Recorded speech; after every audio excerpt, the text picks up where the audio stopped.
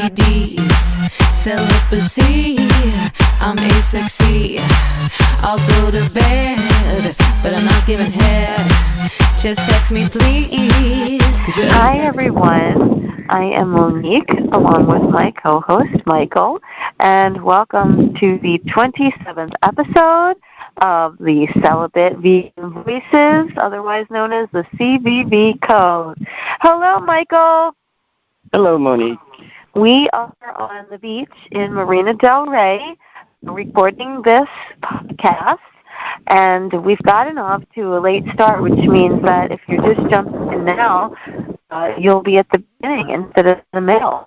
So, wouldn't want to be a monkey in the middle anyway. So I'm not a species, Mike. Our topic today is how to handle bullying with regards to being celibate, vegan, and other righteous philosophies that you probably hold, being that you're celibate and a vegan. And when I say righteous, I don't mean self-righteous. Self-righteous means you're totally just into yourself. It really doesn't matter what other people need, opinions. Not that it's always good to cave in to other people's needs. True that. But, you know what I'm saying, like selfish. And please understand that just because you're a celibate and you're a vegan does not mean you're selfish. It means you're selfless. It's just people like to label you differently because they see it a different way. And we're trying to bring unity to the lifestyle because it is a minority of a minority of a minority pretty much, and it's hard when. But it is growing. Yeah, so that's why we're doing this, so that we can all have a collective voice, so to speak. But as I was saying, self-righteous is selfish, whereas righteous is do the right thing, be just. The greater good. Exactly. So how do you handle it when somebody finds out, or you've told them, or maybe they've known for quite a while, and you start getting bullied? Because it's happened to me plenty of times. It might not be like a shouting match, but it's definitely in the line of belittling, without sometimes even people knowing it. So let's start with, well, we can do both celibate and vegan together, but usually it's like focused on one or the other.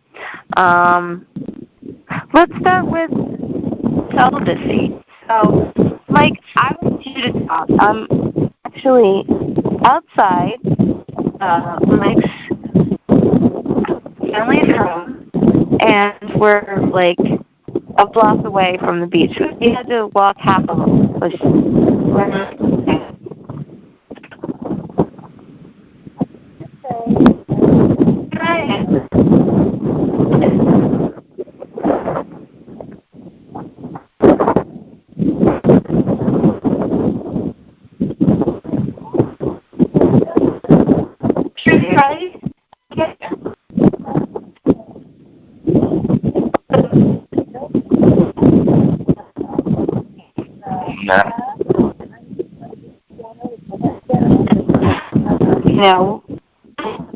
Iron chastity belt, that is the old definition. Okay, the new definition is what it should have been all along, and that is to respect your and any potential bodies that can come. It's just smart, it's compassionate, and it's simple. It's really simple. It's simpler than people think it is, and that's why people don't do it. So here we go. Let's go into the bullying part of it. Mike, as I said, we're outside your family's home, and we had a potluck earlier. If you are in the area for these podcasts, which are broadcasting out of Los Angeles, California, join us. Bring a dish and get on the podcast.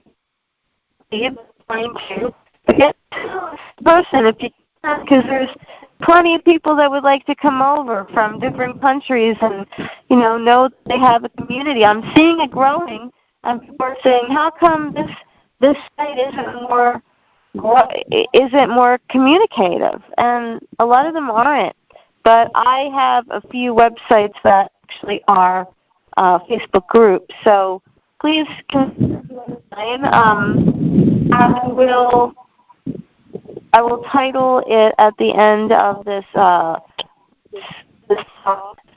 In Facebook, first one you could put spiritual, logical, celibate, and you'll find that. Or you can put hetero, romantic, asexual, celibate, or you could put, hey ladies, then you're going to have this one, tubs, asexual, celibate. You could put that in too. Then you can also find, one more, finding celibate love for life.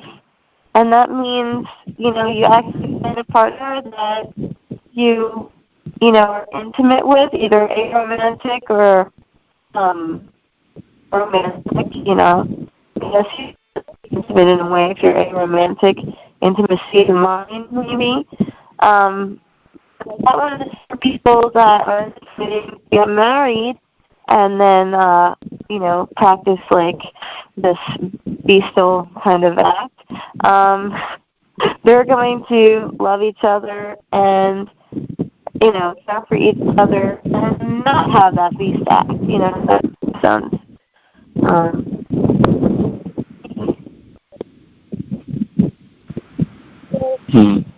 Indeed. We'll start with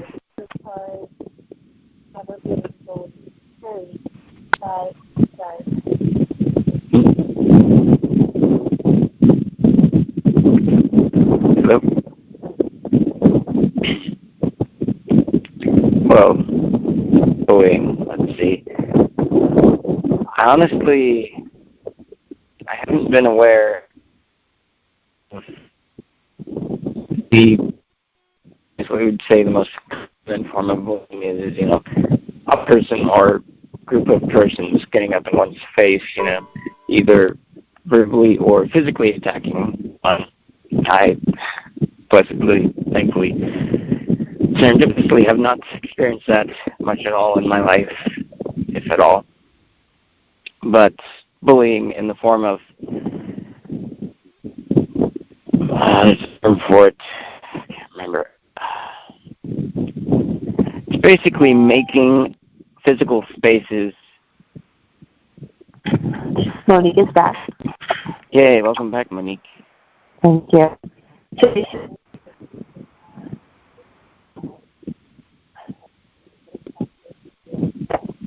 There's the broader, I suppose you could, broader, more ubiquitous, and therefore often unnoticed form of bullying, which goes on the part of the establishment, the status quo, that one must eat animals and one must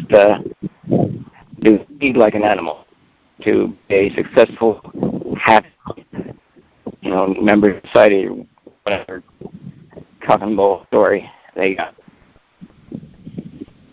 Now, Michael, being that you're a male, I think you get less bullied into doing these things because females tend to be more bullied than men. That's just the fact. But well, I certainly haven't spared that soul.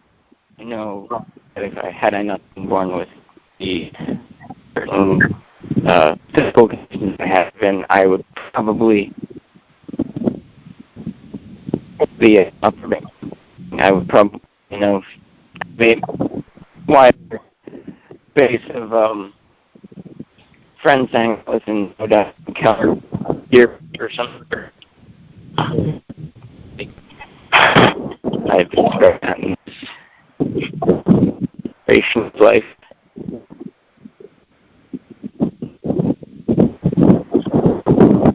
Just making friends. It's quite unsafe in the sexual world. So you spend a lot of time on your own. Well, depends on what I've done on my own my whole life. So you've had a lot of time to think about this. I actually just want to make sure, because I wanted to dive into this now more into you personally becoming celibate, and how you grew up and the conditions that definitely played a part, it seems, and That's a contributing factor. But I'm hearing like my voice going in and out, and before I continue recording, I just want to see how you hear me. Oh, I can hear you quite fine. Okay, then maybe it's just me, my phone. Then we'll continue going on. So, you had told me that you were homeschooled.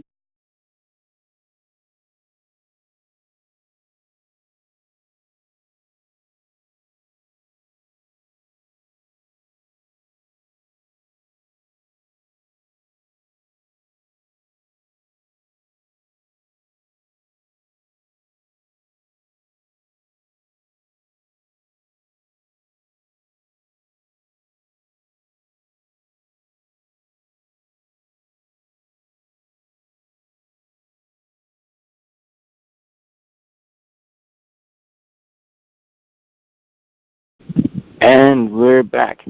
So yes, college. Yeah, although I was not subjected to bullying in the individual sense, I was in the broader sense that, the rather violent, forceful message was in my face all the time to consume animals and do the deed. And yes, I was happy thus far in my life solo, and I found it rather advantageous, because I've gotten to more objectively observe others through the years, see what works for them, what doesn't, patterns. And also, growing up, I was brought up in a very spiritually minded household rather than religious. Yes, we did have a family Bible. We do, of course, honor Jesus the Christ as one of the many masters of self-realization, which is what he taught. The science of interiorization and God realization within oneself. And indeed, in the Bible, I believe it's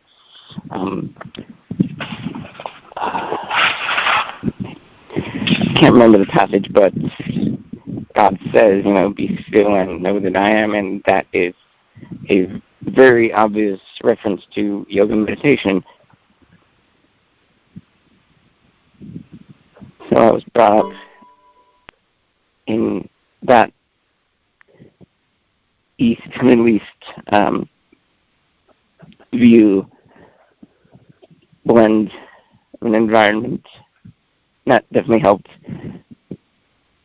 in part, shape my view towards at least being vegetarian.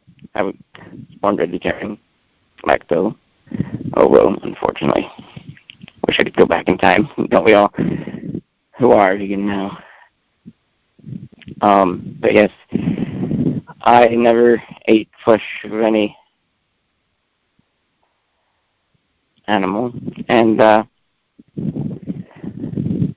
also I was very drawn to this self-continence of the progenitive fluids and energies, which is taught in the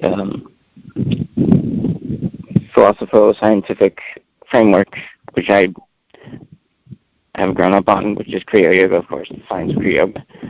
And wasn't until later that I also, I guess you could say, connected the dots and realized that my pre-existing condition, which I was born with, of course, pre-existing, spina bifida,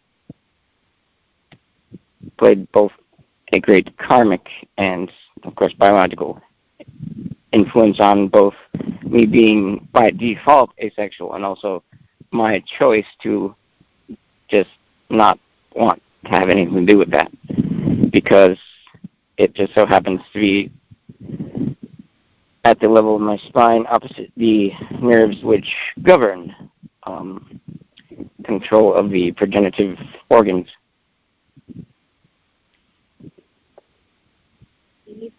And for those of you who are unfamiliar with spina bifida, it is a malady brought on by environmental toxins destroying the genetic code so that the neural tube, dura mater, pia mater, and vertebral column do not fully fuse, thereby leaving the nerves open to damage. And depending on where it happens on the spine, either from the base of the neck and the cervical vertebra all the way down to the coccygeal, dictates the level of damage one lives with. Okay. So now, Mike, thank you for explaining that. We're actually sharing his phone. You can come down here too. All right. This is like a vegan ice cream soda with 2 straws that are eco-friendly, will biodisintegrate, except his phone won't, but we hope that we have the phone for a long time. Yeah, my signal, it's not working on the beach, so I'm borrowing his now. I wanted to say that it's interesting that you said it was more because you were born this way, your condition that made you asexual. That's what you're saying. It's definitely contributing. Half of the contributing factors, yeah. But what I want to say is that there are many, especially men, who would try to get over that and almost demand sexual intercourse. And by demand, I don't mean any sort of sexual assault, but like, I'm going to do this. I'm going to prove that, I can do this, and, I'll get over this. I don't want something to be wrong with me. Almost kind of how men of the past, or even maybe now, who might have, like men, maybe they force themselves to like women, or, they want it to, and then what happens is they mess up other people's lives because they're trying to prove something to themselves. But see, you can't just prove something to yourself in a duo, because somebody is going to get hurt. And that's what a lot of people haven't thought in, when something happens to them or in the minority, they don't think of the other person. They think that I'll get over this hurdle. But see, there's a difference between getting over a hurdle for yourself that involves no one and one that does. But not to get off topic, there would be, here, you can come closer to because if you feel like you have to, Can I hear you okay? Yeah. Yeah, but I think you should be, I think you're going to have to get, just get down next to your elbow. I'm on my elbow. All right. So, okay. We're shifting. Folks, this is the beach. We have this huge blanket out here, and like I said, it's not boring to be celibate. We have More time for other things. Exactly. Oh, Mike, actually, once your head is like on the sand. Oh, I don't mind. Oh, okay. Yeah. All right. I wonder if people are getting a kick out of us, like, niggling ourselves around on the sand here, or if they think that we're boring them. But back to the topic. No, how can we be boring them? We're fun. Okay. Yeah, we are.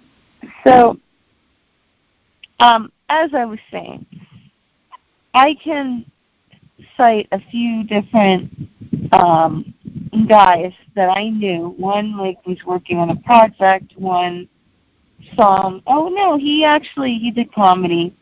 Another one. And then there is an ace that I talked to for quite some time. And that was one where I believe that he was trying to prove things to himself and forgot me in the mix. But so first comes that, and then comes acceptance. That's the key term there, acceptance. As Rue so often says, if you can't love yourself, then you won't love someone else. Yeah. And of course, you can't love yourself until you accept first. See, this is why we're doing this show. Mike's words of wisdom.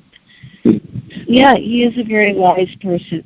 Seriously though, the more time you have to be on your own, the more wisdom you can acquire, because you don't have the disturbances of, the crowd. Of the crowd, exactly. There's always positives and negatives in everything. You won't have some of the skills that the crowd has, but definitely you have more time for reading about other people's lessons. And geez, if you have the knowledge beforehand, there's really no reason to have to, as they say, reinvent the wheel. So, of course, everybody wants to go on their own life path, but when it comes to health and, well, definitely sexual relations, I think it's wise to, as you were saying, listen and read about other people's stories, situations. But yeah, these guys, the one had hit the back of his head, 18 years old, motorcycle accident, and he was about 50 when I was working with him. I was about 20 years younger, and he started liking me, and I really tried to just tell him, look, I have a boyfriend, we're just working on this, and he was getting upset. I don't think he wanted to, but I think he went into the project hoping that something would happen, and I'm not saying that he couldn't have had hope, but to go into that before the project, not a good thing. See, I don't think you should help people for the wrong reasons. A lot of times it backfires. If something develops, like, during, and you work it out professionally speaking. Organically, as they... Yeah. But if not, then that's not good, because now you're expecting something that wasn't part of the original plan, and there's no faster way to sabotage something than expectation. Which he did, and I really never got my project out. And, he could have been paid as well, but there was no room for that because he spoiled it. And I kind of think that some of it has to do with him, landing, having a concussion on the back of his head. He did have a walk impediment, and well, it has been shown that significant brain trauma can actually significantly alter her personality. Yeah, he had mood swings, kind of. And I thought he was on the side as well. Yeah, but basically, he would snap every now and then like one time, we were working closely on the laptop, and he had at my knee, and he said, "That's it," and I just didn't feel comfortable, and I told him, and it turned into this 3-day argument, landing in me saying, "Do you want me to call my boyfriend?" and him saying, "No. Why would I want you to do that? What should I say to him? To tell him to F you real hard?" And I remember that just like hit my heart, and it really bothered me. It bothers me, and I wasn't even there. Yeah. Probably wasn't even alive then. What? Probably wasn't even alive then either. Oh, yes, you were alive, for sure. Yeah. Just a wee babe. 2007? Oh, 2000. Oh, you said when you were 30s. Yeah. We're not that many years apart. Don't give out my age. So, yeah, one of these times I may reveal it. If you're a good audience and we build and build and build, and you can see some people do look younger by living this lifestyle. And, I don't even want to call it a lifestyle. I find that it's an ethical disposition. I mean, why should you say, "Oh, it's my lifestyle"? Like, it's way of life is more complete, I think. Way of life. Yeah. Yeah, I think that sounds better too, for some reason. Lifestyle just sounds too freaking hipster. And fashionable, right? Although being a vegan and celibate is fashionable, more than people realize, and that's why we're doing the show, too. Yeah. But, yeah, like, I had to leave that project, and there were a couple, other things. It wasn't just that one. That was just the worst. And he did apologize. Yeah, but he didn't learn. And then the next one, he had a problem, too. What was his problem? God, I think there's actually more problems with people actually that had an accident or whatnot. There was one that was 30 years older, and he said he had been in a terrible car accident, and his face had been reconstructed. And I had no idea actually if he was in the mob. Oh, wow. Yeah, I can say that now because it's a long time ago, but he was an actor, and over there on the East Coast, a lot of, I think, the older ones were involved in some, shady stuff, I guess, in order to have money to continue in the business or maybe make their own films, or that's just, I didn't know this. Like, the Italians kind of run Hollywood in New York. I mean, maybe not now, but just like Jewish people, many of them they owned Hollywood. And I don't want to say that as a derogatory. I'm just saying that that's the truth. I mean, there's certain cultures that get involved in certain industries. It's just a fact. I mean, we know a lot of Irish people got involved in law enforcement. A lot of Russians, ice skaters, gymnasts, and ballet dancers. Classical music too. It just happens because everyone from a culture works together. So, but unfortunately, the culture working together is one thing, but against another. Yeah, I mean, mafia started as a good thing in Italy, and it went to becoming a bad thing, controlling everything, bullying people, killing people. It's kind of odd, funny, these things.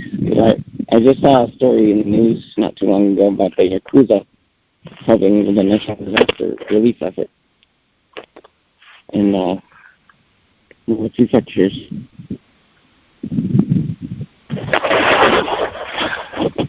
So, oh boy, they stepped up. Well, that was good.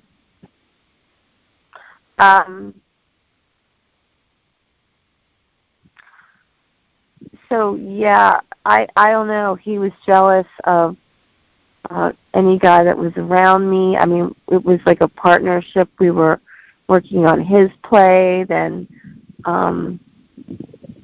I was working on my play, and it just, in the end, I figured he really just wanted to be with me. I mean, I think he liked the art, but it got discombobulated. And again, he did say he was in an accident, so I don't know. And then there's the one that I was really close to. He said he was an asexual, but see, then he got involved. He broke it off with me, went with somebody else who wasn't an asexual, who wasn't celibate. I mean, we have some audience members approaching. We have a whole family approaching right now. Okay. Stay at the beach. Nice day at the beach. Mike's in a moo-moo too, everybody. Royal purple, green, gold, and black. He doesn't give a flying vegan, gluten-free, sugar-free, only 33 calories fudge. Not a one. By the way, everyone, part of being celibate is being clean of the mouth as well. Sure. There are too many people that drop the F-bomb in this day and age, and a lot of them, they're not thinking about what the rudimentary definition of it is, which is of a sexual context, which, as far as I'm concerned, it's one step below rape, because it's like such a violently aggressive term. So I say that people should eliminate this from saying it to other people. Sometimes it just drops by accident because it is a word of anger for sure. And if you hear it enough, that can pop out of your mouth. But there are so many people that do it deliberately, Again, I curse, but only when I injure myself over much. There you go. See, it just pops. I don't normally. But there are people that are like, yeah, man, I can't believe, what, it was such an effing this, and yeah, I loved it, it was effing great, and they can control that. I know that they can, if they really thought about it. It's not like they stubbed their toe and then something happened. Just like you said. If you hurt yourself, anything can come out of your mouth. Yeah. It's amazing, but yeah, so back to what I was saying. So he went with this young woman, and she had never done it, but she was like, they moved in, they wanted to, or she wanted to do it. And actually, apparently, it seems like she coerced him to do it. But I don't think, coerce is in, sneakily. I mean, I guess she just really wanted to do it. And then he said, okay, just to please. And he said he didn't really like it because I did speak afterward.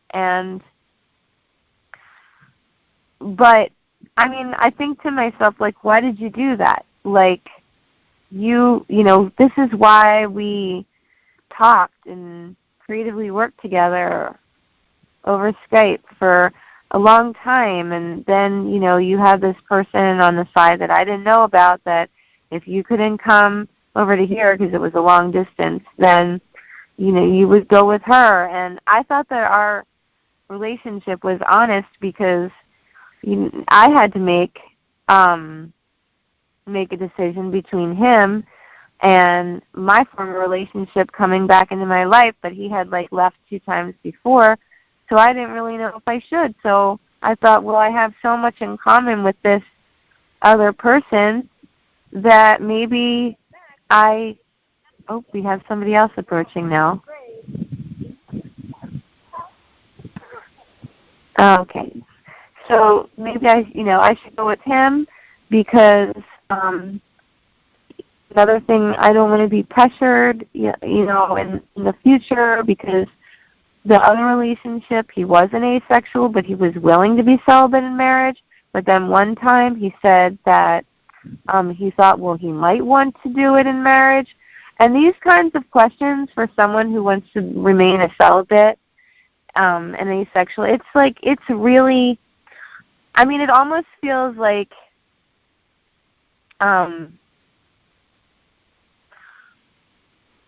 excuse me. It almost feels like a form of rape, and I'll tell you why. Because they're not putting forcing themselves on you, but mentally and emotionally, it's like if you're with somebody for so long and then they agree to something that is so important, and then they say, well, they might change their mind. That's frightening, because now you're going to either, if they do, you're either going to lose them or you're going to go against what you felt was right all along. And yeah, so that's why I went with the other person. And the other person was willing for me to have my own, thoughts and whatnot. And the other person was, he was wanting me to literally believe everything that was mentioned biblically without a question. And I do have questions because there was a lot of brutality, and there are some books that are missing, So, and that's not being a non-Christian, I don't feel, that just because you're asking those questions, but for him it was, so. But I kind of chose the wrong person, it seems, because he went with this other person. Then he did that with her. And I'm thinking, well, maybe he just said yes, too, because not just because he wanted to appease her, but because he wanted to, see if it's really true. I'm thinking maybe that could have been it. I don't know. So I'm just, and the last one, this one was the worst one. He was younger than me. I met him in Chicago doing a comedy open mic. And he was in a wheelchair. He couldn't move part of his body at all. And, we were having, fun as far as getting along and whatnot. And I think he fell for me. We saw each other maybe a total of 2 or 3 times each time I had visited Chicago, because I was going with someone at the time. It was the same one that I was going with when that other disaster happened with the F word. And this person, he's really started to like me, but besides the fact that I was with someone, he had a drinking problem. He was drinking way too much, whenever we entered a new venue. And I remember the last time I saw him, he's like, "Come back to me, Monique," or something like that. And he threw up all over himself. I'll never forget it. It was just so upsetting for me in so many different ways. So many. I felt bad for him. I felt bad for me. I felt like, wow, this person is just so charged up about me, and I mean, he didn't mention anything about sex. He didn't, but he wasn't, I don't think, an asexual, or never said it, and I guess I felt like I felt taken advantage of, because here, like, he's spouting themselves up, throwing up and calling my name, in a, like, romantic kind of way, and it was disgusting. I'll just put it that way. It was truly, truly disgusting. And that's not because he was in a wheelchair that it was disgusting. It was disgusting because of the situation. Like, even if it had been just somebody who wasn't in a wheelchair, it just feels manipulating. Let's just put it that way. So I know I described these people in full and taken a lot out of our topic, but I'm doing it, Mike, to tell you that sometimes people that have different disabilities, conditions, whatever you prefer the term to be, and what do you prefer the term to be?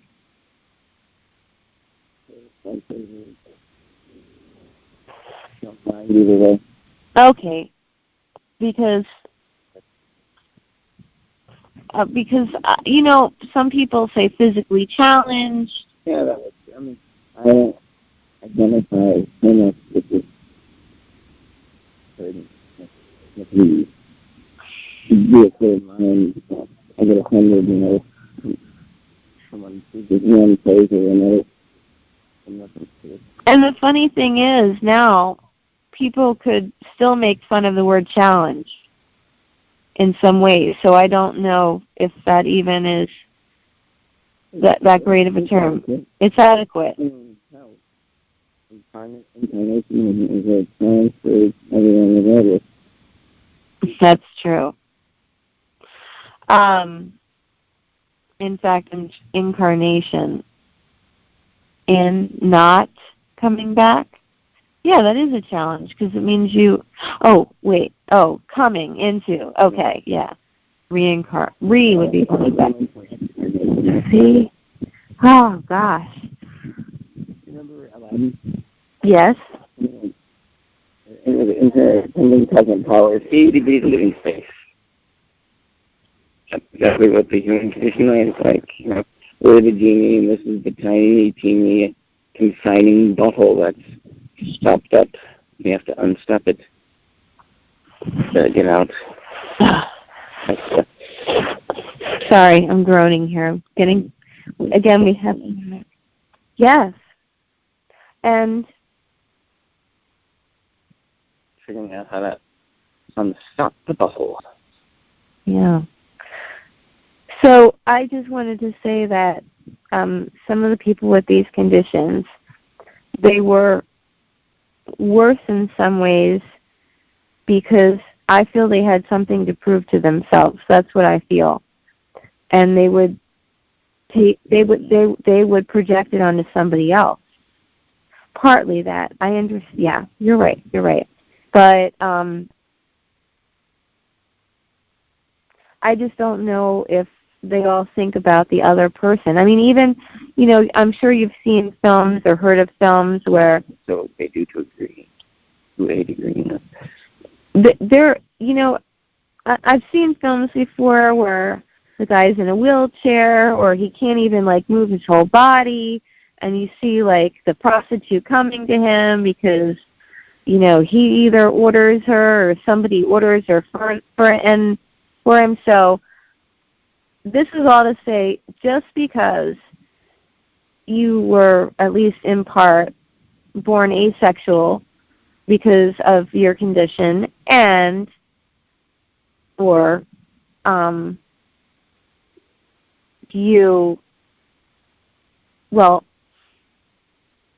even the spiritual thing, it didn't mean that you didn't want to try intercourse, because there's plenty of people that have spiritual backgrounds, and they are practically nymphomaniacs. And you could laugh at that, but it's the truth. It's like they want to go with this one and that one. They think it's part of their spirituality.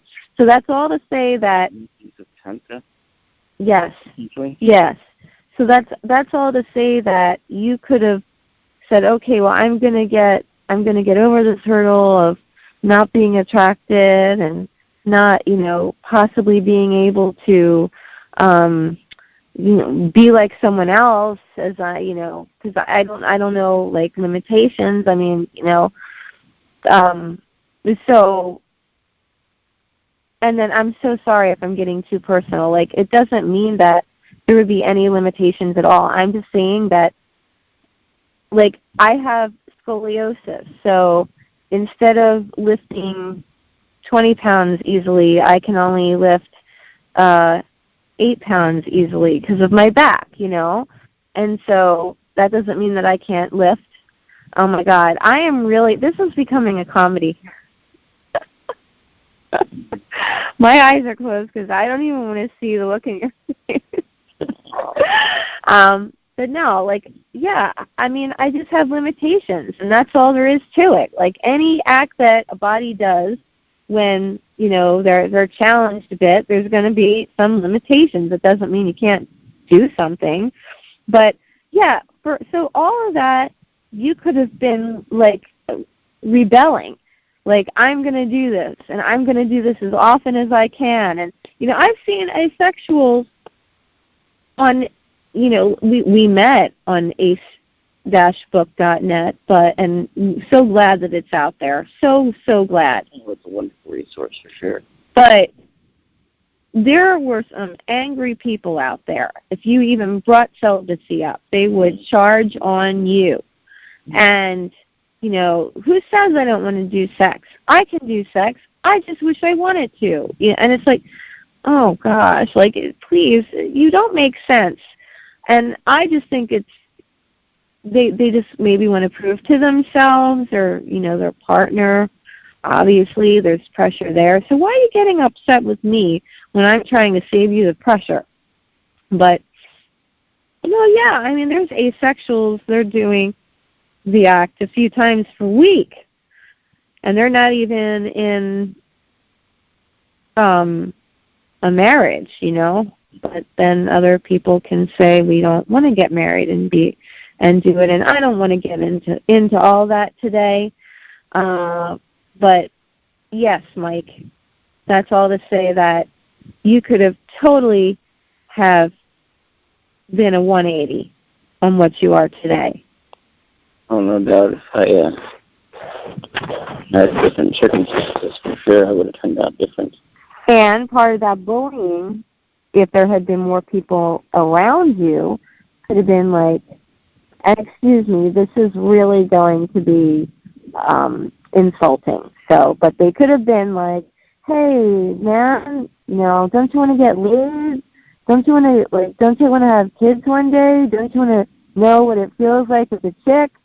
Don't you want to come out with us? We're gonna get trashed, and then we're definitely gonna get some pussy. Yeah, I said it, people, because it sounds so gosh darn bad, and I am so sorry that people use it. And this is a educational show, so I'm going to have to use it, and I'm not going to... Cultural euphemisms can definitely use an overhaul, for sure. I am not going to blank these out because people have to know what the deal is here. It's so insulting to me, and I don't know, how does it feel like when you hear that kind of stuff, Mike? Definitely makes my stomach turn. Mm-hmm. Yeah, and that's part of bullying because, see, your stomach is linked to your mind. I just learned this. Yeah, there are no tissue running the entire length of the digestive system. And I think this was because that comes from when you were a baby in the womb. Yeah. Because our gut instinct is basically the brain, the single cell layer of brain tissue in our intestines and stomach actually contributing to the decision factor. Wow. And so, one of the last people that I was had a serious relationship with before I met him, his stomach used to bleed. And then when he was with me and he was eating raw and organic and there was love. Yeah, it didn't happen. And it was only when actually he wasn't with me anymore and he started getting like nervous or whatnot that, yeah, it did. It did. But I don't think he got that connection. So I'm glad we do. yes, yes. In fact, he told me not to listen to the show that I learned that on the other night. So, yeah, he didn't want me listening to esoteric type of things. Basically, he was scared. Yeah, he was scared for me. There are some topics on this particular show that maybe not the best. Negative energies can come, but overall, I think that you learn a lot on this #1 overnight show. So Most of it's quite on the mic as well. yeah, I think so. As I was saying, what was I saying? About this fellow's anxiety. Oh yeah. Bleeding. Yes. Dissipated when you were together, but then afterwards it returned. Mhm. So they're now saying that autism is related to the gut, and it's a shame because there are still so many. Well, the gut is the center of the body's immunity. Yes, and you should talk a little bit about that. But I just wanted to say that. Sorry, there's a lot of uhs and stuff. I mean, doing this on the beach, I'm just so relaxed. I'm tired. Tired from yesterday, though, a little bit. But, yeah, had a mishap. But, yeah, so there's a lot of people that are not eating a gluten-free, plant-based diet. And, you know, they're still eating sugar, and these people have autism, and the information is out there, and when I see that it's not being done, I get so upset, you know, and I see it in schools. I see it firsthand. I try to make comments and whatnot. Some of them say, oh, yeah, and some of them are like, oh, but it's too difficult to, like, find these ingredients to do that. No, it's not. You can buy them in bulk online. It's cheap. You just got to know what it looks like. And I just feel that there's no I mean, this is the age progress. Yeah. It's quite literally possible with like tools. It just doesn't feel like there's progress in that area at all when it comes to people with these challenges in the system. Maybe privately it's a different thing, you know. If you have the money, you can do it the right way and possibly not become to get more. It's possible, but not here in the system, and you don't know any better. So, but back to the topic. So, Victor said these things, but you weren't really involved in groups because you didn't get into the system until college. But tell me about college. You said a lot of colonists there. Wasn't there anyone at all that would like bully you on your philosophies? Not really. I mean, the closest that I ever got to actually being bullied for my view was when I went to the counseling services on campus, and in order to have someone to just bounce ideas and things off of. And unfortunately, she was a carnal being who could not sympathize with me at all. Really? Sympathize with you in what way? Just, hear me out. Say, not even, that's terrible, here's some resources.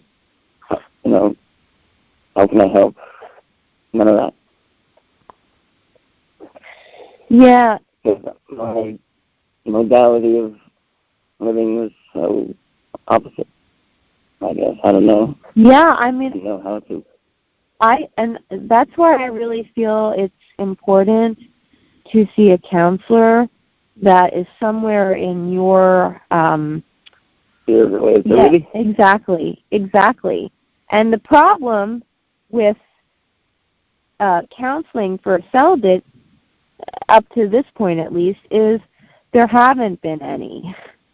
There aren't, unless it's of a religious order, which means that now you have to confine yourself to believing in a certain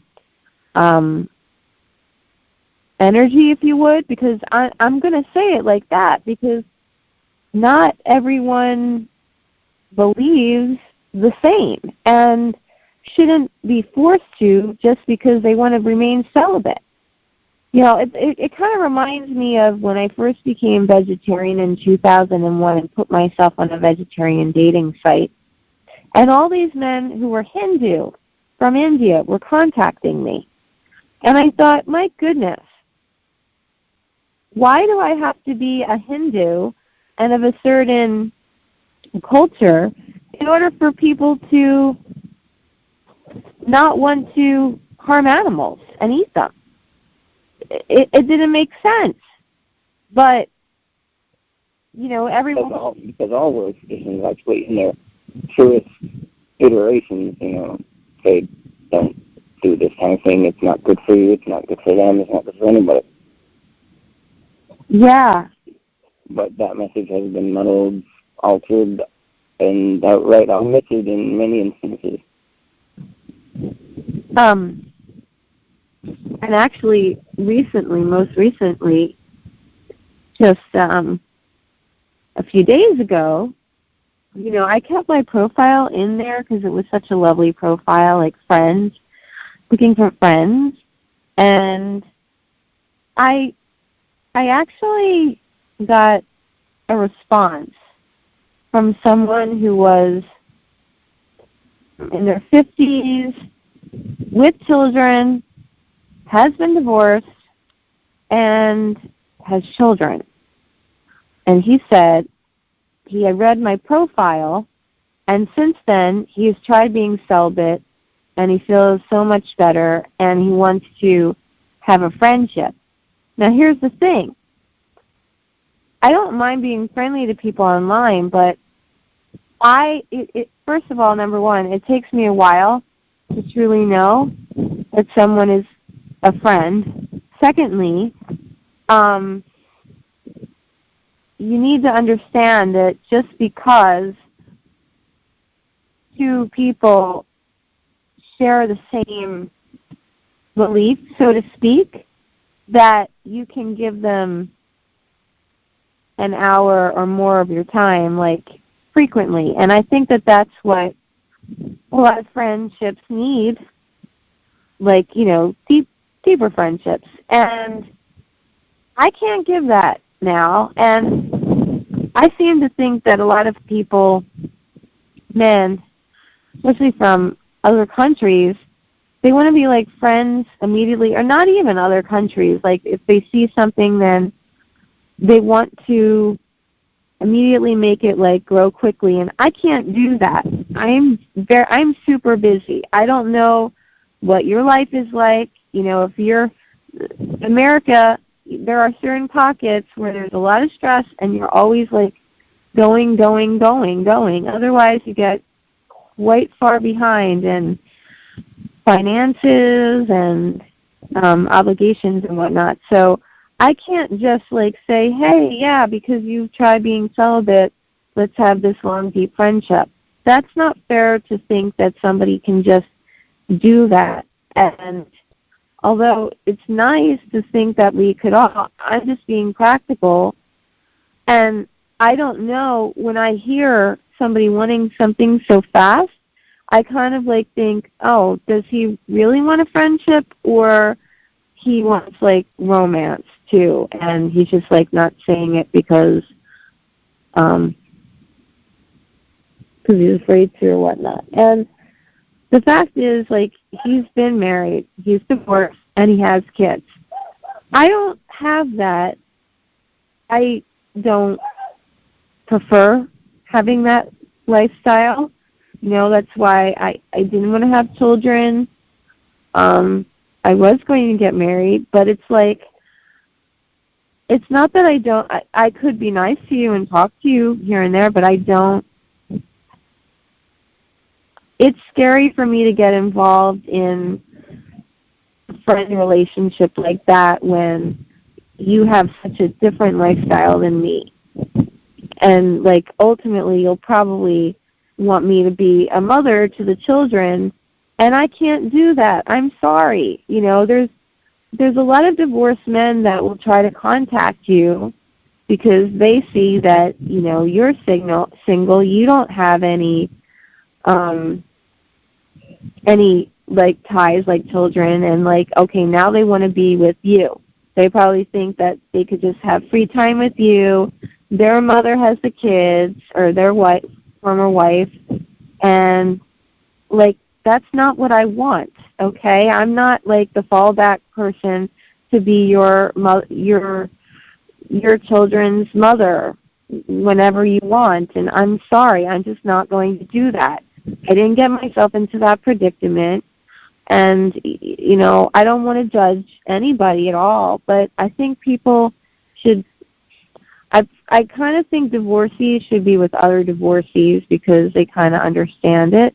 But then again, there might be some people that didn't want to get divorced and they lived really righteously, and unfortunately something happened along the way. So, I definitely don't want to judge it. But all I'm saying is I want to be in a position of folks that are more like myself. Are you awake? You're sighing. Sorry. Oh, okay. I thought you got mad at what I was saying. No, I mean, if you think that I'm wrong. Oh, no, you're on the money, 100%. Okay, great. Because, I'm sure that there's people that are divorced and they want to be celibate and they're listening to me and they don't think that it's fair. And it may not be fair, and that's what I'm saying to you. Like, I don't know why this person wasn't, with his wife anymore. Maybe she did things to him. Maybe it had to be done. Maybe it was because of her, and it's not him, and he wants to be with somebody more like me, which is maybe me. But the fact of the matter is, in most cases, I really don't want that lifestyle. So, maybe someday I would adopt, but I don't want to have the pressure of we need to do this, because quite frankly there's a lot of things that I need to take care of, and if you're going to adopt or foster, as far as I'm concerned, your life is now more the child's, because that's how I was raised. So I don't know, mothers and fathers who they have power careers and they don't have a lot of time for their children. I don't know. I just don't know if that's really the right thing. But I'm not judging there either. Now, if you have time in your career and the child's there and they can do all that stuff, great. But a lot of times children want different things, and then they kind of take you off your track a bit. And I don't know how it can be done. I've never figured it out, and therefore I haven't done it. And I don't know what to say. I mean, I guess it's great if it can work, but it really has to work. Like the husband and the wife, I think they have to be together and almost maybe be in the same business and have colliding schedules where they're always together. And I don't see that happening in a lot of instances unless you have a lot of money and you have people to do things for you. What else did I want to say about that? Well, oh yes, I was actually saying about the vegetarian thing back on the veggie date. I was saying only the people that were of Hinduism and in India were contacting me, and I'm like, why do I have to be of this certain sect in order to strict vegetarianism? That is only dairy, no eggs, fish, or mammals. So, But you were saying about your counselor. That's why I first started saying it. And it's like, who's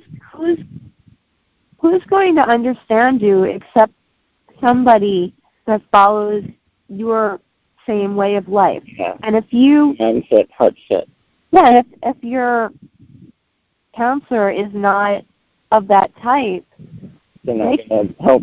No, and actually they can do great damage. Oh, yes. Like a lot of damage. Yeah. Because it seems It definitely, I went away from the experience quite missed, for sure. Mm-hmm. Yeah.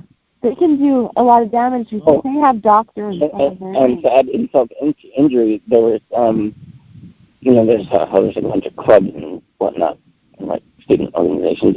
There was this one called MARS, Male Advocates for Responsible Sexuality. Ha! Oxymoron. So one of the guys, handfully in the quad, would you like to learn about responsible sexuality? And I said, that's a kind of oxymoron. And so, he mumbles under his breath, asshole or jerk or something. Something rude that, it was actually rude, not what I said. That was just the truth. And he got offended because it was the truth. Was this a counselor or a regular student? A regular student member of that organization. Okay, so now we're getting into something. There is definitely, that was bullying, and you said that you didn't have any. Well, I didn't really consider it as much. If I had stayed, it probably would have developed into unread bullying, but I had somewhere to go. I just thought, my typical, what is this in there? Responsible sexuality. That's funny oxymoron. Keep going. Although maybe he thought you meant there's no way that you can be responsible. If there isn't. Yeah, which there isn't. I don't know. Maybe he was good intentioned and didn't understand your celibate offering there. I don't know. I mean, then He shouldn't have said it. Yeah. So his job is part of that club or whatever. Get out there. Right, especially something that is supposed to be responsible, right? Yeah. Won't go calling people a-holes.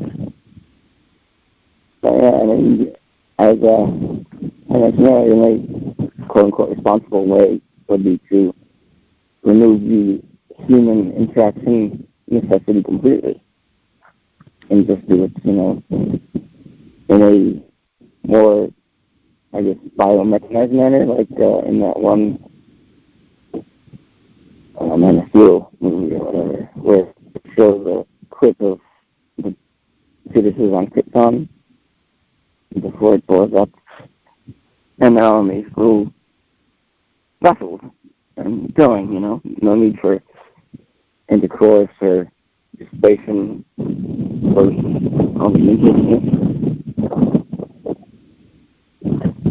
Keep going. Yeah, and, it would only be necessary for, climate reasons that particular soul needs to fulfill. But other than that, there would be no reason to, continue to be training, so to speak. And we definitely should talk about that in another show, the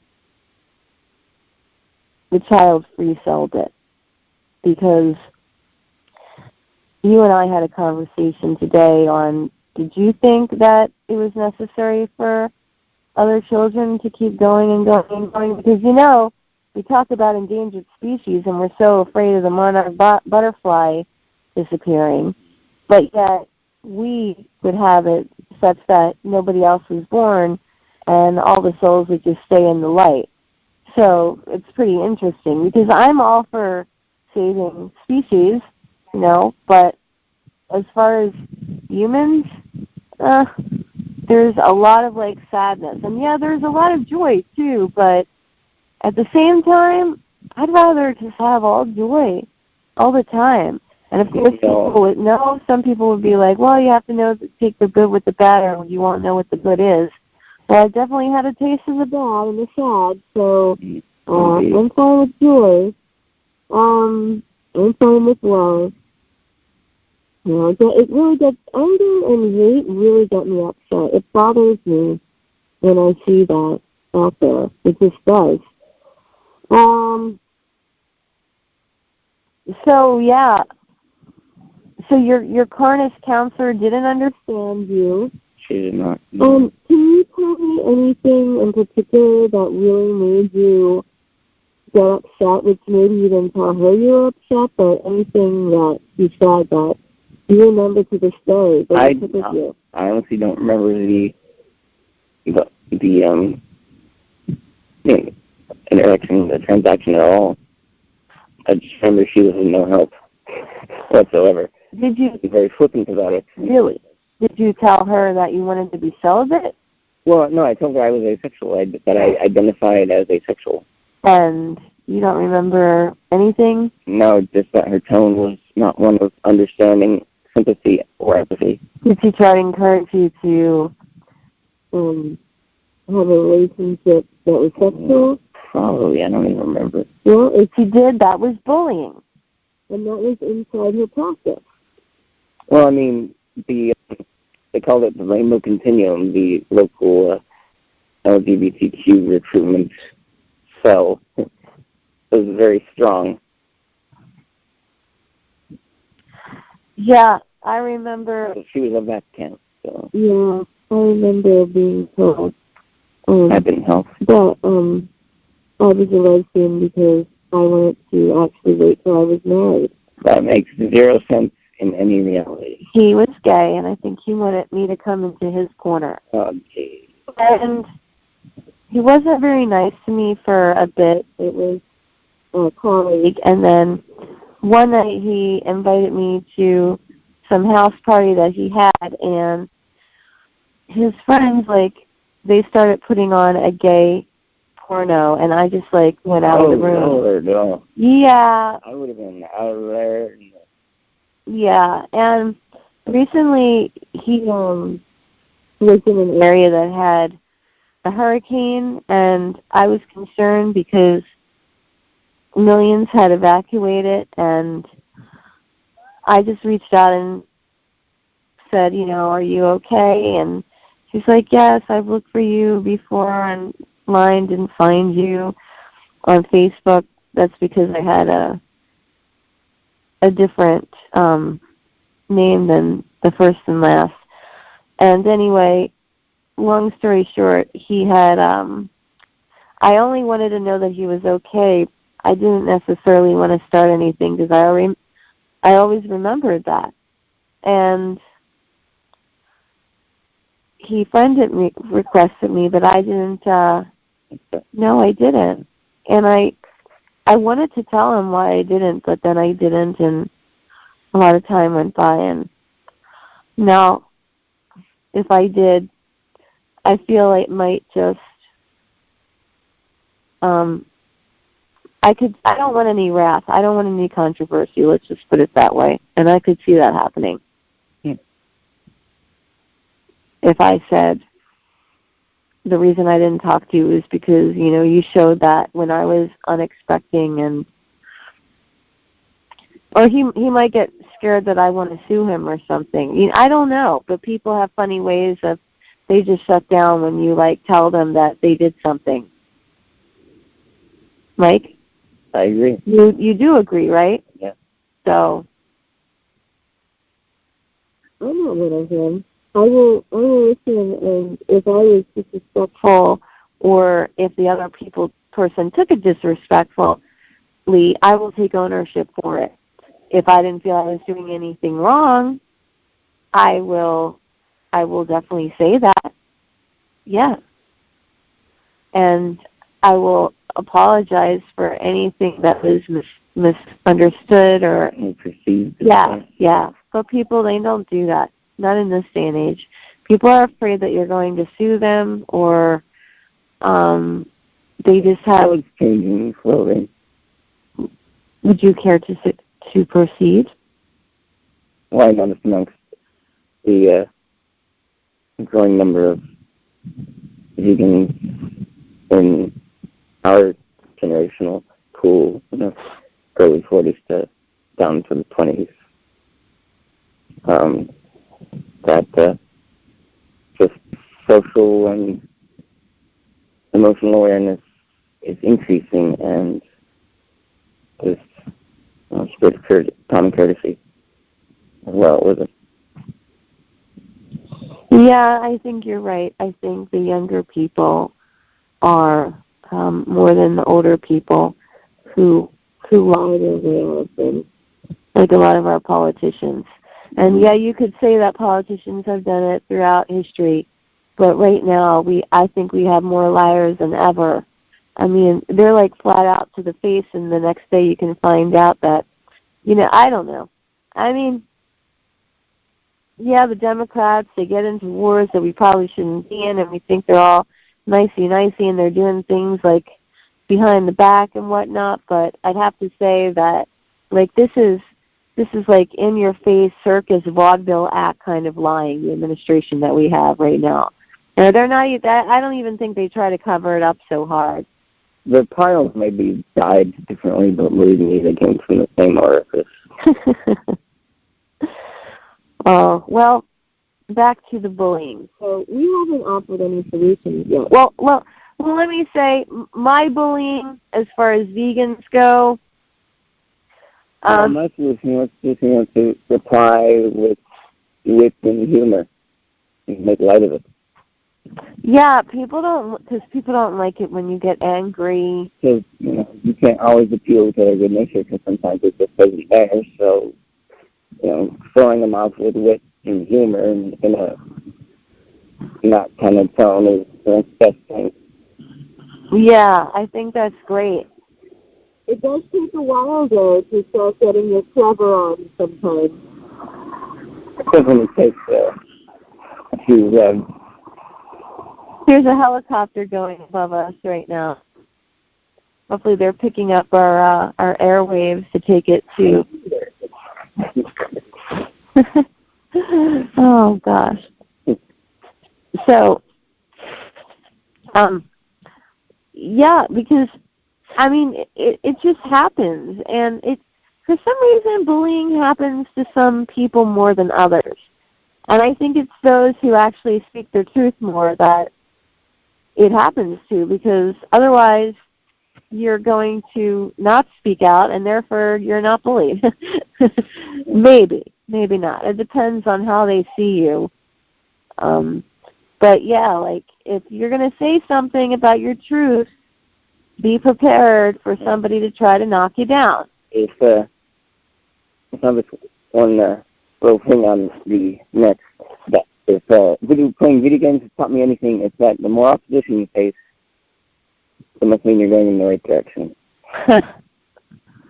That's good. That's good. The only thing about video games is the more you play, the more likely you are to have ADHD in school. That's not necessarily, depending on the one. The game? Yeah. Well, yeah, but there's tons of games out there that are popular that are pretty violent. They're not vegan friendly, that's for sure. It's true. But there's a growing number that just focus on construction and creation aspects. But those also with the interactive accessories, Connect, or the one for the Wii, I can't remember. That involves like full body movements. Those are very constructive, I think. Okay. There's this one by Dr. Chopra, I don't know if you have heard of it, Veda, which is the Sanskrit term for the Vedic concept of the entirety of phenomenal reality, which is that it's both a play, as in a play that is put up on a stage, like we just saw last night, and also play as in what goes on a playground. Ah. It's all God's play, stage play, and recess play. By the way, we saw a play last night, Shakespeare's A Midsummer Night's Dream, in Griffith Park, and there were 2,200 people that came. It's free, and it's all summer long. There's another play, too, Titus and how do you say it? Titus Andronicus. Thank you. A very bloody drama. Okay. But I just wanted to put it out there that was great, that there were a couple thousand. Oh, yeah, it was a great turnout. Came to see that, and it gives me, it heartens me to know that there's so many people interested in both nature and the arts. Yeah, because there's so many kids on video games all day long. I mean, I do guest teach, and I see it. And trust me, they're not the games that you're discussing, Mike. They're something called Fortnite. Oh, I know that one. And just, I have to tell them to put away if I hear shooting. Yeah. Because I'm not going to allow that. No. But it just seems that they're so into it that I'm a little bit concerned about people's interactions in the future. Let's just put it that way. Because I did go with somebody who I'm sure had ADHD, and it just was not a good relationship. I loved him. It was one of my first ones, but so into himself, all over the place. I tried to mother him, but it didn't work. And I don't know how he is today, but even as he got older, a mile a minute, it seemed like, and he was into, everything was digital for him, digital. And I just think that it plays an effect on somebody. So I think that there needs to be a balance with video games. So, EMF definitely play havoc on its physiology. Even how people drive, Mike. Oh, yeah. So, as we were saying,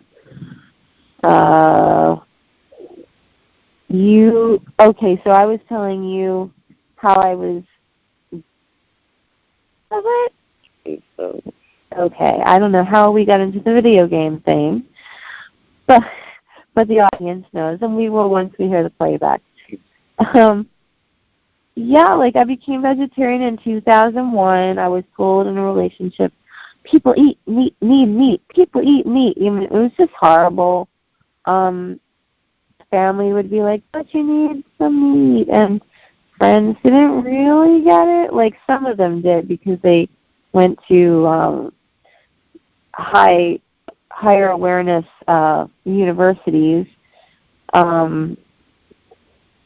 But that was my first experience. And then, just all along, servers, if I would go into a restaurant for quick something to get to eat, if you ask them a question, if it has something on it, they get snippy with you, you're trying to pick, why do you have to it's hard for you between while I have someone has an attitude. I can't remember the last time, but they always used to do that. And that's a form of bullying too, for goodness sake. You're paying for the food. Yeah, I mean, if you're in a service job, you've done better, learn how to be of service, and be humble. And and if not, you're not gonna keep that job for long. That's just the truth. So, not interested whatsoever. Not interested. Not helpful. Wrong orders. I totally remember this. In the earlier days, in the early 2000s, especially of this. I even went to one fast food restaurant where they had soy tacos, so I was told. And I got them for a couple years, I mean, I know it's not organic and I won't go through now, but I thought it was okay. And here, the base that they put it in is made out of beef And so the soy meat taco that I thought I was having was not completely soy meat. And that's all because I was given wrong information. And that person actually was quite happy about it. I'm like, are you sure? He's like, yeah. And you wanted to trust him. So, and that's another thing, not educating your staff. Oh, yeah. That is bullying. Because if your staff isn't educated in serving what you are required, then it's compromising your body, which is bullying your physical. What else? And yeah, recently, like, I've noticed that, we said this before, vegans, a lot of them are not celibate. And they hold, yeah, and they hold strongly to their sexuality, and they make. It's funny. Vegans adhere to sexuality as strong as carnists adhere to bacon. And they would make dirty jokes and whatnot. Now with the Me Too movement, people have like. I noticed that. No? What? Vegans adhere to sexuality often as strongly as carnists do to bacon. Oh, yeah. Right. And you said that in a different show that I might feel more sexual because why would you? Yeah, it's just the at least for me, and no doubt for others of my life choice persuasion that a plant-based, mostly raw to completely raw, just happens to get things in a working order better down there. So whether you like it or not, it tends to be I guess it's a side effect, a positive side effect of going vegan and mostly raw is a heightened, quote-unquote, better working libido. But thankfully, I haven't experienced that due to my trauma, my neurological damage, which I, for the longest time, thought was a curse, but then I realized it was a big blessing.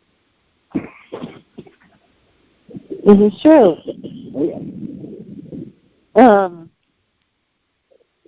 Yeah, so bullying. Oh, I was bullied. Oh, even on a vegan site, okay? This one Facebook group, it's called Vegan United, and it's great. Like, there's thousands upon thousands of vegans on it. I don't know. I'm trying to think of any. It's a lot. It's probably one of the biggest vegan groups out there. And there was someone that put an image of a can of, I don't know what it was, one of those energy drinks. And then somebody said, oh, it looks like Monster. And some people just put comments about that it wasn't healthy. And, even though it's vegan, just be careful. And I said, go vegan organic. And one person said, all of you are... Because it doesn't have animal ingredients, doesn't mean make it vegan. I mean, if you go back to Martin, the founder of the Vegetarian Society, who coined the term vegan in the 40s, if you go by his definition, that it is a lifestyle which seeks to eliminate all means practical and possible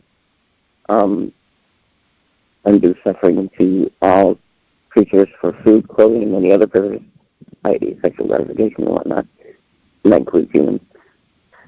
So, if you adhere to veganism in its most literal sense of the definition as stated by Watson, then, yeah,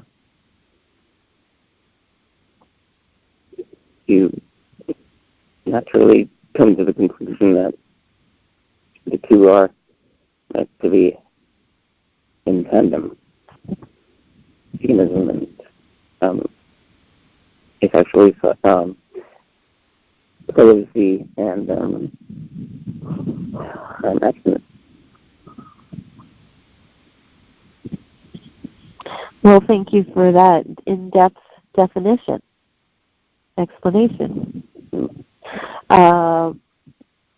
But back to what I was saying was this person, I don't know if we're going to beep it out. I'm just going to say what she said. She said, all these assholes being judgmental to people. You can even use an affirmation, with like a-holes. She put the whole darn thing out there and blamed us for telling the person to be healthy. And her explanation was, she can decide for herself. It's only one drink. What do you think? She doesn't know it's not healthy? It's sick. And then she started putting like an angry face on everyone who had given some advice. And I called on some people that I believe moderate the site, and they took the post completely down. So everyone's went down. And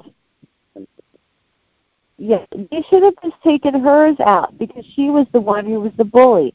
It wasn't about her cursing. It was about the fact that, personally I don't think that the curses should be up there. I don't. That's me. Definitely not the F word. But, if you want to have an opinion, as long as you're not bullying, you should be able to put it up. If you start bullying, that's when it should be taken down. Because bullying shouldn't be allowed to trump the people that are trying to be nice, positive. How else are we supposed to all get along? You could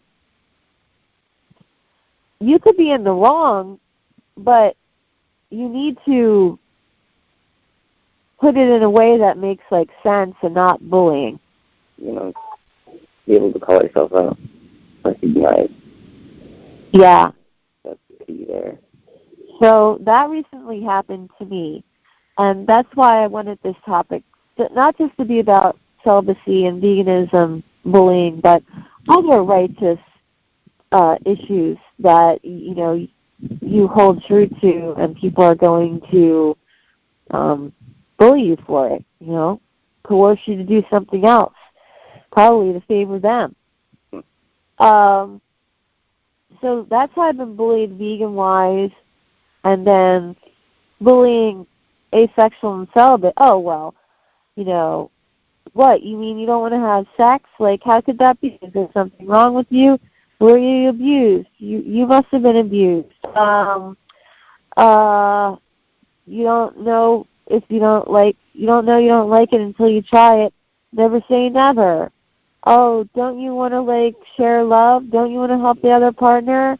What about the other person? That's pretty selfish. Oh, well, women were meant to make sex just like men.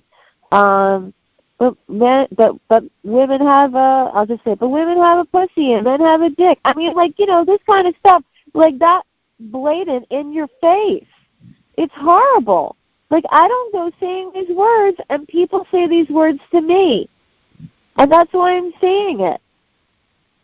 Because it's the truth. And I'm not going to just, bleep it out to be polite. No, I don't want people to hear it. But you have to realize how people are bullied.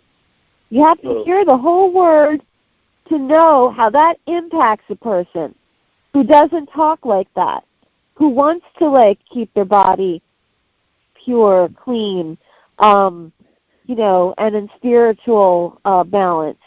And that reminds me of another point, the rather indirect, larger-scale social bullying of the stigma around maintaining one's virginity. Oh, yeah.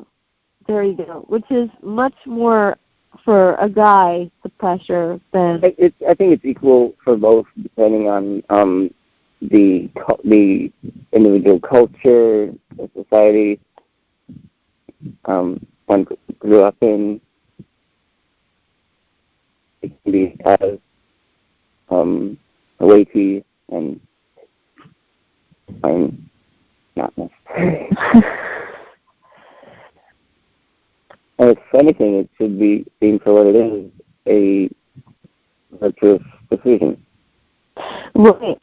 And then don't forget the fact that because one would be a virgin, so to speak, one could be bullied like that. One could be targeted. Oh, I want you to be my first.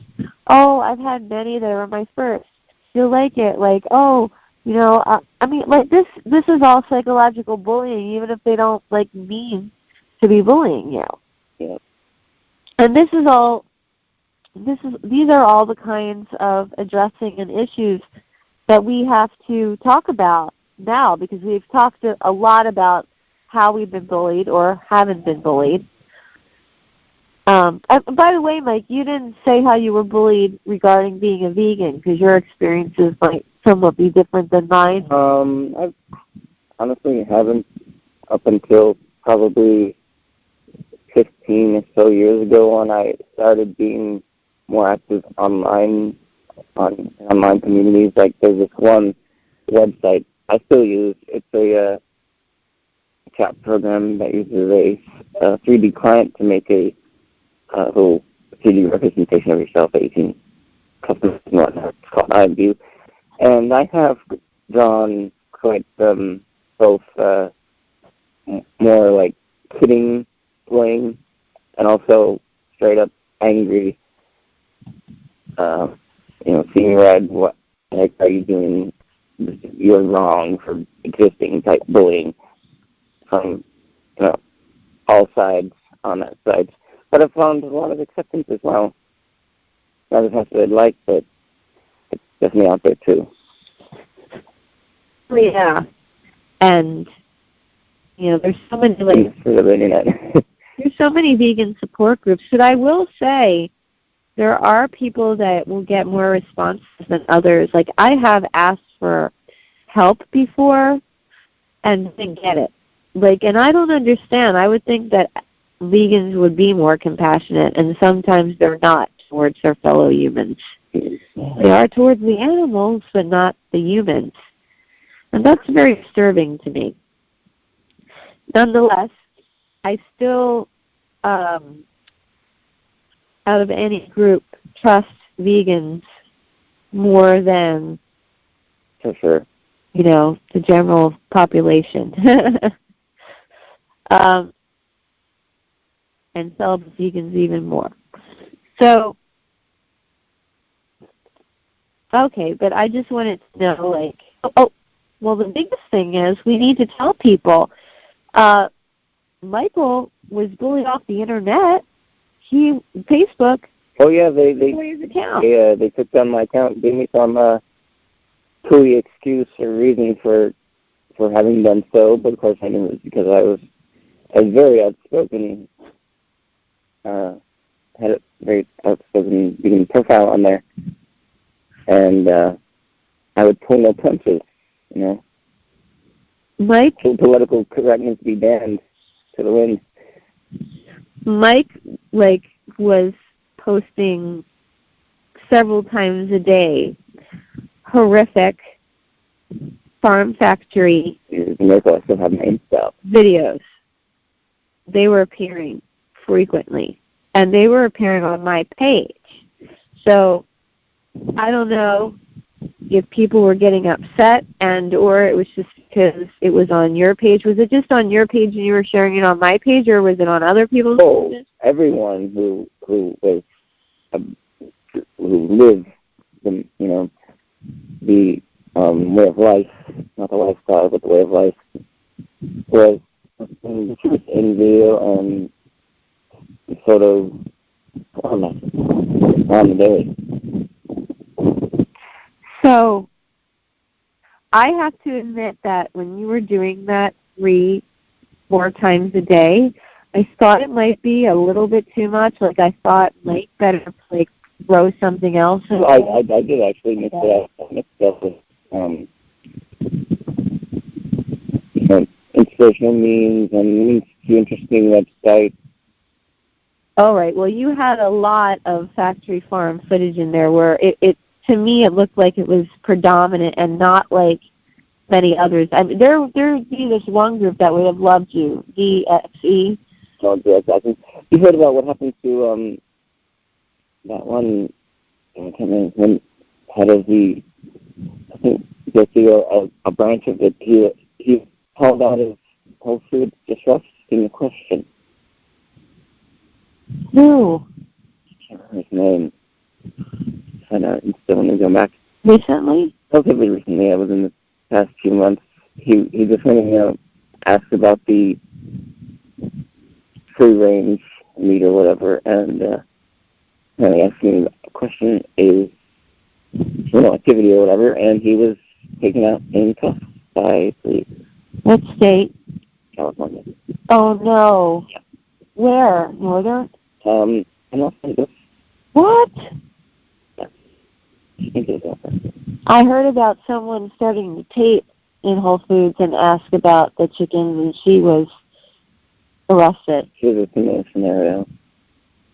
They have no tolerance for even the question because they're scared and, they know they're going down.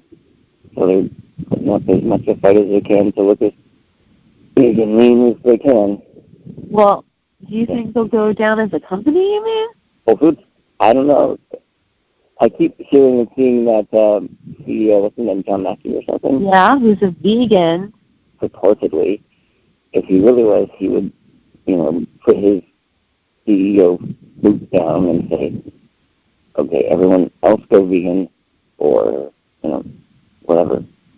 Fine, everyone. So that's what it is coming to. That's what it comes to. Ship up or shape out. Shape up or ship out, Well,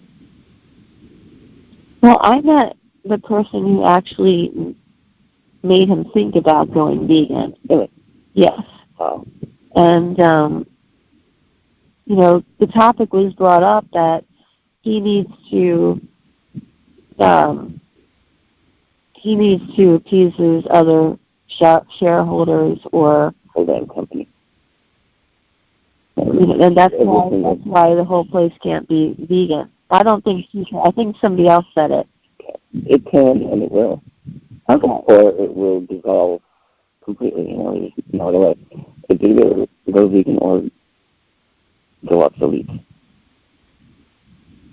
That's the reality. So the biome just can't support much more carnage. Well, I know that, but as long as they're taking a profit, they're doing that over the ethics. So what's needed is for them to realize that they can still earn a profit, but ethically. They don't get that. No, they don't get it. So they will go down. If they do not change, then they will go down.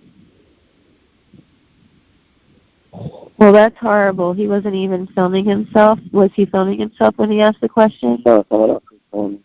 Oh. Well, And it was just a simple question about the condition of the free range, and apparently according to company policy or whatever, that was a no-no, and he went out and cussed. I thought it would be because he knew that he was going to be filmed in there. No, it was the question, actually. The person behind the counter stated that it was, the question. How old was the person behind the counter? Probably 40, 50, I don't know. Ah. I couldn't tell if she was putting on morbidly obese clients, so could have been anywhere within 30 to 40 years. Do you feel sometimes you need to be with people that are slim because, overweight people, really don't get it? I hate to say that because I don't like to discriminate against people's body shapes. See these good? Yeah. Yeah. I unfortunately developed orthorexia after coming down with an illness, and it was thanks to the freaking tap water. Oh, yeah, the public, the water for the city comes from this lake called Lake of Willow. And it collects runoff from all the animal in the air. And I don't know if you know this, but the whole animal situation in Uruguay, the entire country of Uruguay is way worse than the whole of the United States. How much crazier about child death down there. And so all this death gazpacho runs into the water supply, and I came down with type symptoms and nearly died. I lost a bunch of weight, and I haven't really been able to put it back on since. But also, sort of my mind a little bit, and I kind of liked it, and being this light and skinny, it definitely puts less of a strain on the frame, you gotta admit. Yeah. With gravity to work with, or work against, rather. That's why I like swimming so much, because it's so well intact, rather than lifting weights and biking. So, yeah, so being around, like, overweight people, I really feel that they don't get it. And then I think that they think that you might be, what's the word, like, discriminating against them or whatever based on your, like, beliefs of, like, eating and whatnot. I don't want it for them because it's not good for them. That's, what I try to, come across with first and foremost is that, I'm taking issue with this because it's not good for them. Right. I'm concerned, just, common courtesy. But I don't have time for people to get angry at me. No, they're not receptive to where I'm coming from, with it, and I just leave it be. Because I'm not getting paid for these people, Yeah. And that either. Even if I was, I would put up with it. Yeah. So, affirmations. Did you hear that beep? Okay. Amen, said the hawk.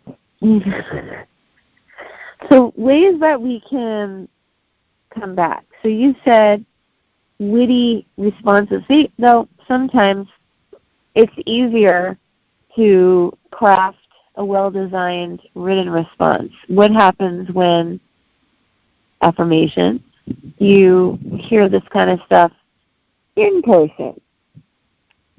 Well, and there are people, they already have their speeches ready. Like, there is something called Vegan Toastmasters, and that's what they do week after week. Yeah. The thing is, their speeches, they're long. Quite lengthy, yeah.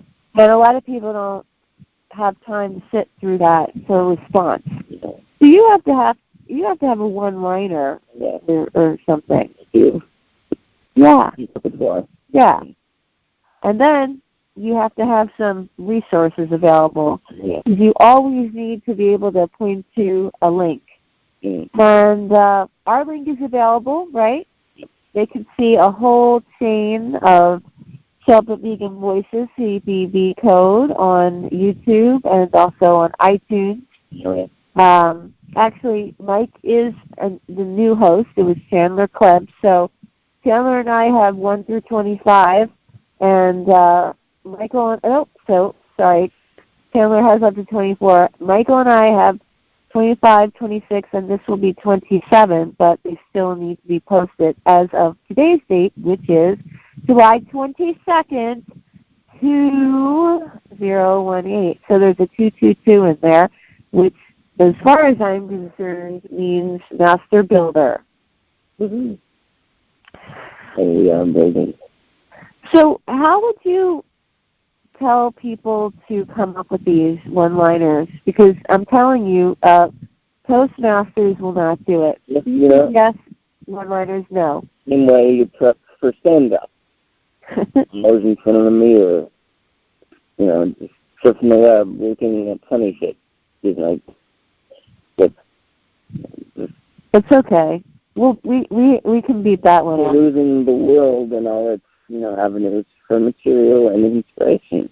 And then, calling it together however you will and diffusing it. Great. That's actually a really good idea and tool for people to use, the mirror thing. I like that. It's always, to me, good to see how you come across physically as you're saying something too. You know? If there's something that you can do that has a power move to it, you should probably do that. So I've never done that, Mike. I mean, with acting, you know, some acting teachers say do not look at yourself in the mirror, then you're just fixed in this one kind of like way of doing it. It doesn't, it's not organic. But I don't know. Other teachers are like, well, you should look at yourself on video. You should practice yourself on video doing it however many times before an audition. So there's different philosophies. I think first, go over it in your head first, and then without a mirror, then with a mirror, then video would be a good progression. So, yeah, maybe we should do an example. This recently happened to me where I actually said to some students that I was a vegan. I don't know why I did. I don't know what context. Yeah. And there were a couple Armenian American students, and a lot of Armenians are very meat oriented. You know, they like a lot of barbecues and whatnot. It's, again, just like Mike said, it's certain cultures. The Armenian culture, I mention them because I have someone close to me that I do business with, and little by little he understands where I'm coming from when it comes to veganism, but at the same time, not really, because even though there's a lot of fresh fruits and vegetables within the traditional culture, there's a heck of a lot of meat as well. And that's something that we could discuss in the future, which cultures are more prone to have, to take on this lifestyle, this philosophy of not hurting animals, nor your own animal temple, yeah. And, which ones hold stronger to their traditional meat and animal products, and yeah. And there are quite a few cultures that are, I'd say, basically vegan. Yeah, pretty much plant-based way of life. Yeah. I think as the James call it, nonviolence and thoughts, action, diet in general. So that would be great. We could discuss different cultures in the future, and maybe we could have people comment on what culture they come from, and is it difficult to go vegan, traditionally speaking, or is it not? So, yeah, that would be awesome. Definitely. All right, well, we've certainly put on a long show. We certainly have. Hopefully people are going to listen to this right before they go to sleep. It's good bedtime reading, It sure is. Bedtime listening, yeah. So, all right, thank you so much, everyone, for listening. Yes, do hope you'll join us in the future. We do have a lot of social media up now, so you can go to our Facebook page, Celibate Vegan Voices, CVV code. You can also go to Instagram, which Michael, he produced that one. And what's that under? I'm co-curating. It's Celibate Vegan Voices. Great. And then we also have a Twitter handle, Celibate Vegan Voices. So if you want to communicate with us, you have all those places. And, of course, YouTube, our Celibate Vegan Voices YouTube. All right? Thank you so much. Please do comment or question. We hope they're all good. Please, no trolls, okay? If you don't agree with us, that's one thing, but, keep away the negativity. We like to keep it positive. We're putting these shows out because we want to help people. A lot of celibates in the past have been marginalized, discriminated against, because we're always being told that there's something wrong with you if you're not having sex, even especially if you're married or whatnot. But here's the thing: it's really meant for procreation, intercourse. I mean, that's just so obvious. And if people are upset with me saying that and saying, but it's fun too, blah blah blah. And the funny thing is, that wasn't even the original plan as far as reproduction and bringing your souls into incarnate existence. That wasn't even necessary. It was all done through sheer will.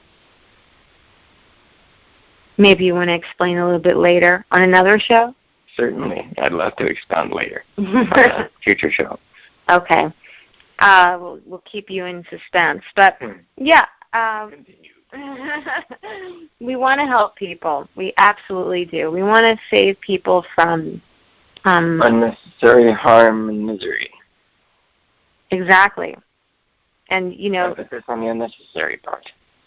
We have a family member close by right now, and she was coughing, so that was an affirmation.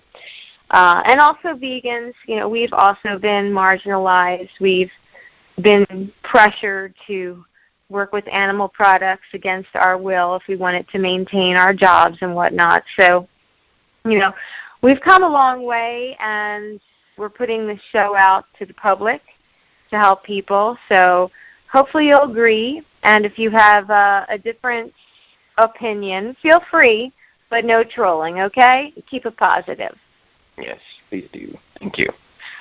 For Monique and Michael, we are the Celibate Vegan Voices, otherwise known as the Celibate Vegan Compadres. The CVV code. Thank you so much.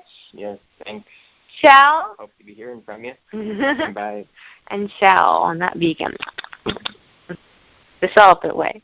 I need some love, companionship, won't compromise, I close my lips. Sexual, pansexual, homosexual, bisexual, I'm an asexual, yeah. Demisexual, semisexual, gray sexual, heterosexual, I'm an asexual, yeah. We were in Moscow, Rome, and Paris, France. Over the world. We were in Los Angeles, like Nikola Tesla. I'm asexual, like Morrissey. He's asexy. Hugs and Cause kisses. she's asexy. Hugs and kisses. Cause it's asexy. Attracted to your mind. Cause I'm asexy. You're one of a kind. Cause you're asexy. The ace of hearts. This track is off the charts.